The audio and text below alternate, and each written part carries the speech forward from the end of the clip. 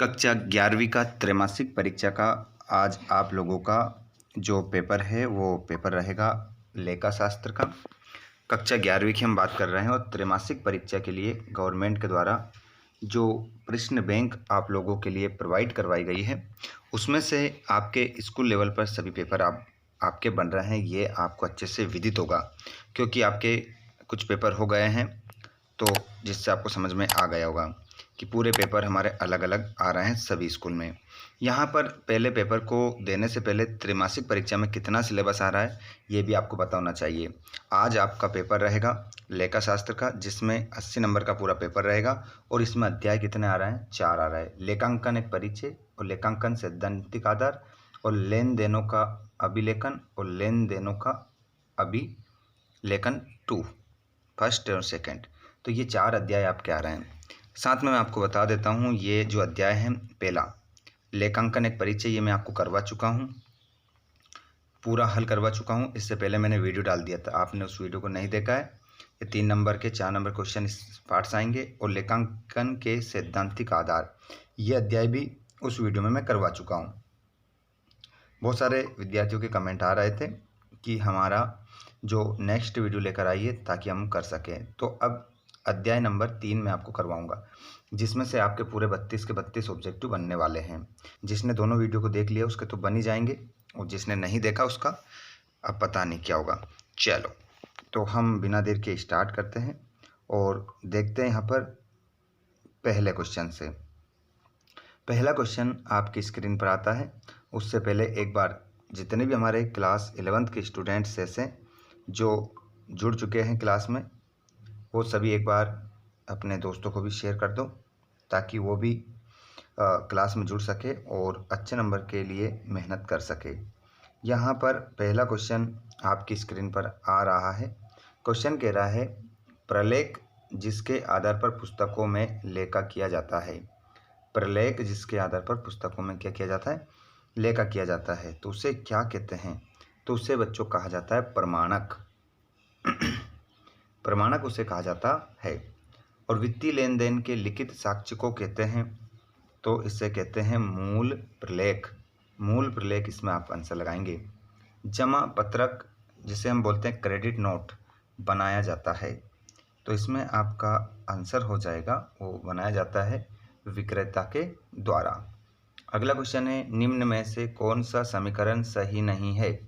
तो यहाँ पर आपका करेक्ट आंसर हो जाएगा, वो हो जाएगा संपत्तियाँ बराबर दायित्व माइनस पूंजी।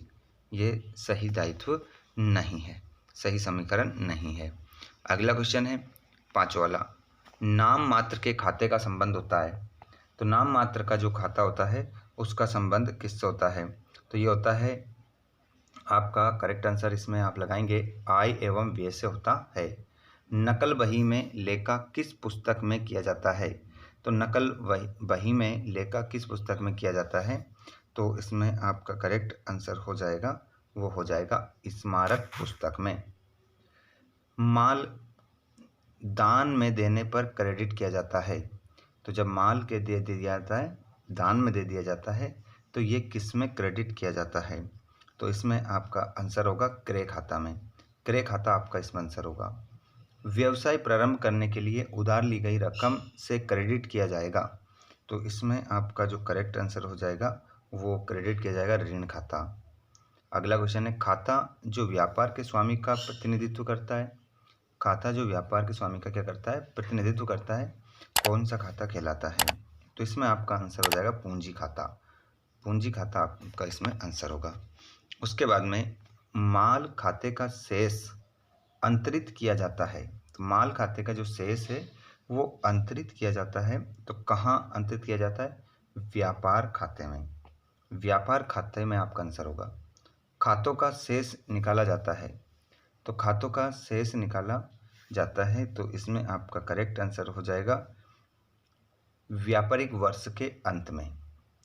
सभी नाम मात्र के खाते बंद किए जाते हैं, तो कब बंद किए जाते हैं? तो इसमें आपका करेक्ट आंसर हो जाएगा व्यापार एवं लाभ हानि खाते में हस्तांतरण करके। निम्न में से कौन से खाते का क्रेडिट शेष होता है? तो यहाँ पर आपका करेक्ट आंसर हो जाएगा पूंजी खाते का। पूंजी खाते का आंसर आप सही लगाएंगे। उसके बाद में यहाँ पर रिक्त स्थान देखेंगे जो कि यहाँ से आपके पेपर में आपको देखने को मिलेंगे। तो हम देख लेते हैं इन सभी रिक्त स्थान को। पहला वाला है आपका कि डेबिट प्रमाणक व्यवसाय द्वारा किए गए के लिए बनाए जाते हैं। तो यहाँ पर भुगतान आपका आंसर हो जाएगा। इसमें भुगतान, इसमें आप क्या लिखेंगे, आंसर अपना लिखेंगे। दूसरा है आधुनिक पद्धति के अनुसार खातों को वर्गों में बांटा गया है। तो यहाँ पर देखिए आधुनिक पद्धति के अनुसार खातों को 5 पद्धतियों में क्या करा गया है, वर्गों में बांटा गया है। और व्यापार में लाभ होने पर पूंजी में होती है। तो देखिए व्यापार में लाभ होने पर पूंजी में क्या होती है, वृद्धि। वृद्धि आप इसमें आंसर लगाएंगे। फोर्थ वाला व्यापारी द्वारा आहरण करने पर पूंजी में होती है। तो व्यापारी द्वारा आहरण करने पर पूंजी में क्या हो जाएगी, कमी हो जाएगी। आहरण का मतलब होता है निकालना। अगला क्वेश्चन, व्ययों के भुगतान से पूंजी में होती है। तो व्ययों के भुगतान से पूंजी में क्या होगी, तो इससे भी पूंजी में क्या हो जाएगी, कमी। दायित्व खातों का शेष होता है। तो दायित्व खातों का जो शेष होता है वो कैसा होता है, जमा, या फिर इसे हम क्रेडिट भी कह सकते हैं। संपत्ति खातों का शेष होता है।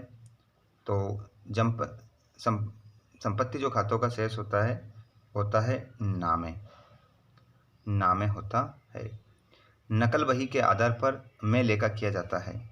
तो खाता बही, खाता बही इसमें क्या होगा, आपका आंसर होगा खाता बही। बही जिसमें समस्त खाते रखे जाते हैं कहलाती है। तो इसमें भी वो भी क्या कहलाती है, खाता बही कहलाती है। ठीक है, ये आपके खालिस्तान कंप्लीट होते हैं। उसके बाद में आती है आपकी जोड़ी। जोड़ी आप देखेंगे,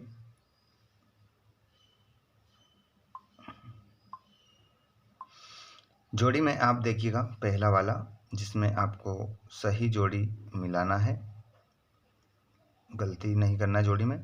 पहला क्या लिखा है आप पढ़ के देखिए इसमें कि प्रमाणक, क्या लिखा है, प्रमाणक। तो प्रमाणक को आप किससे मिलाएंगे, इसको मिलाएंगे लिखित प्रलेख से। और गैर रोकड़ सौदे, इसको आप मिलाएंगे हस्तांतरण प्रमाणक। नगद भुगतान लेखन, तो इसको आप मिलाएंगे डेबिट प्रमाणक। और नकदी प्राप्ति हेतु क्रेडिट प्रमाणक। प्रारंभिक लेखे की पुस्तक, तो इसको बोलेंगे हम नकल बही। और वर्गीकरण की पुस्तक, तो इसको बोलेंगे हम खाता बही।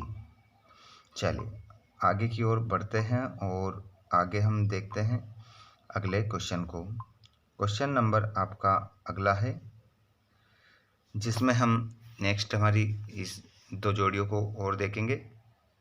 यहाँ पर क्या कह रहा है, सौदों का संक्षिप्त विवरण, इसको आप मिलाएंगे व्याख्या।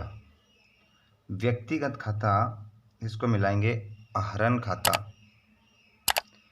वास्तविक खाता, तो इसको मिलाएंगे आप रोकड़ खाता। और नाम मात्र का खाता, तो इसको आप मिलाएंगे वेतन खाता। और 5वें वाले को आप मिलाएंगे स्मरण पुस्तिका, तो इसको कच्ची बही। और मूल प्रलेख, तो बीजक एवं बिल। चलिए नेक्स्ट जोड़ी मिला लेंगे अमूर्त वास्तविक खाता, तो इसे हम बोलेंगे ख्याति खाता। मूर्त वास्तविक खाता, तो इसको आप मिलाएंगे भवन खाता। कृत्रिम व्यक्तिगत खाता, तो इसको मिलाएंगे बैंक खाता। और लास्ट वाले को इससे मिला देंगे। इस प्रकार जोड़ी आपकी मिल जाती है। यहाँ पर सत्य असत्य को हम देखते हैं। सत्य असत्य को यदि हम देखें और इसमें पहला क्वेश्चन यदि हम रीड करें कि मूल प्रलेख के आधार पर प्रमाणक तैयार किए जाते हैं, तो पहले का आंसर आपका सत्य हो जाएगा। क्रय वापसी पर जमा पत्र क्रेडिट नोट बनाया जाता है, तो इसका आंसर आपका असत्य हो जाएगा। नगद क्रिया के लिए बीजक बनाया जाता है, तो इसमें तीसरे में क्या हो जाएगा, आपका आंसर हो जाएगा असत्य। जमा की पर्ची मूल प्रलेख है, तो यहाँ पर आपका जो करेक्ट आंसर चौथे वाले में जो हो जाएगा वो सत्य हो जाएगा। 5वां, प्रमाण का लिखित होना आवश्यक नहीं है, तो इसमें आपका असत्य हो जाएगा। प्रत्येक लेन देन का लिखित प्रमाण होना चाहिए, तो इसमें आपका क्या हो जाएगा, सत्य हो जाएगा। प्रत्येक नकल प्रविष्टि के लिए व्याख्या जरूरी है, तो इसमें आपका सत्य हो जाएगा। और नकल बही का पृष्ठांकन स्तंभ खतौनी के समय भरा जाता है, तो 8वें में आप जो अपना आंसर लगाएंगे वो सत्य लगा देंगे। 9वां, विक्रय वापसी पर लेनदार खाता क्रेडिट किया जाता है, तो इसमें आपका जो असत्य होगा। अगला देखिएगा 10वां, व्यक्तिगत खाते का डेबिट शेष लेनदार कहलाता है, तो इसमें आपका सत्य हो जाएगा। और खाता बही को वैधानिक मान्यता प्राप्त नहीं है, तो इसमें आपका जो क्वेश्चन नंबर 11वां है, इसमें आप अपना आंसर असत्य लगाएंगे। इसका आंसर आपका क्या होगा, 11वें का असत्य। उसके बाद 12वां देखिए, नाम मात्र के खातों का शेष अगले वर्ष आगे लाया जाता है, तो इसमें आपका असत्य हो जाएगा। बैंक खातों का वास्तविक खाता, बैंक खाता एक वास्तविक खाता है, तो इसमें आपका सत्य हो जाएगा। और खाता बही में व्याख्या की आवश्यकता नहीं है, सत्य। यहाँ पर नाम पत्रक डेबिट नोट कौन बनाता है, तो यहाँ पर आपका इसमें जो करेक्ट आंसर आप लगाएंगे वो लगा लेंगे।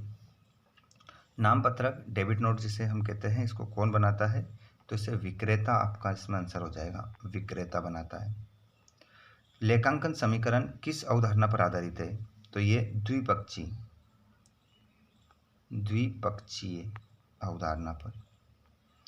कौन सी पद्धति में खातों को 5 भागों में बांटा जाता है, तो आधुनिक पद्धति। इससे पहले हम बात कर चुके हैं, आधुनिक पद्धति। संपत्ति में वृद्धि का लेखा खाते के किस पक्ष में किया जाता है, तो यहाँ पर डेबिट पक्ष में, डेबिट पक्ष। अगले क्वेश्चन को देखेंगे, दायित्व में कमी का लेखा खाते के किस पक्ष में किया जाता है, तो इसमें आपका आंसर हो जाएगा, इसमें भी आपका डेबिट पक्ष होगा, अभी जो लिखा था सेम। 6, नगद बट्टा कब दिया जाता है, तो तत्काल भुगतान करने पर। मालदान में देने पर कौन सा खाता डेबिट किया जाता है, तो इसमें आंसर हो जाएगा दान खाता। नकल बही के प्रारूप में कितने खाते होते हैं, तो इसमें आप देखेंगे 5 इसमें आंसर लगाएंगे। रोकड़ बैंक में जमा करने पर कौन सा खाता डेबिट किया जाता है, तो यहाँ पर आपका जाएगा बैंक खाता आपका आंसर होगा। माल उधार क्रय करने पर कौन सा खाता क्रेडिट किया जाता है, तो इसमें 10वें में आपका आंसर हो जाएगा विक्रेता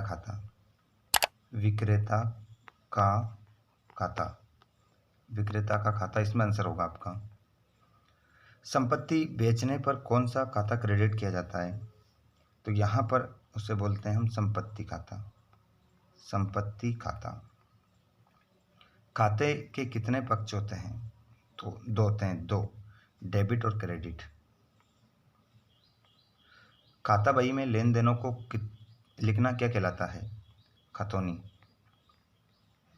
खतौनी उसे कहा जाता है।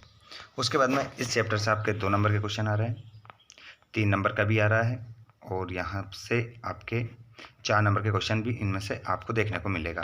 उसके बाद में यहाँ पर आप देख सकते हैं पेपर कुछ समय बाद है आपका, तो समय ज़्यादा हो रहा है। अगर आपको ये इकाई नंबर 4 का सॉल्यूशन चाहिए तो कमेंट बॉक्स में बताइए, जल्दी से मैं लेकर आऊँगा सॉल्यूशन। नहीं तो आप इनको लगा सकते हैं तो लगा लीजिए, क्योंकि 4 अध्याय आ रहा है, 3 तक मैंने कंप्लीट करवा दिया है आपको, 1 बच रहा है। अगर आप बोलेंगे तो इनके आंसर लेकर आ जाऊँगा, बस इतना ही है, ख़त्म हो जाता है यहाँ पर। तो जितने भी दोस्त हमारे पेपर देने वाले हैं सभी एक बार शेयर कर देंगे, और चैनल को सब्सक्राइब करके रखेंगे ताकि आपको आपकी एग्ज़ाम से संबंधित सभी जानकारी इस चैनल के माध्यम से मिल सके। धन्यवाद।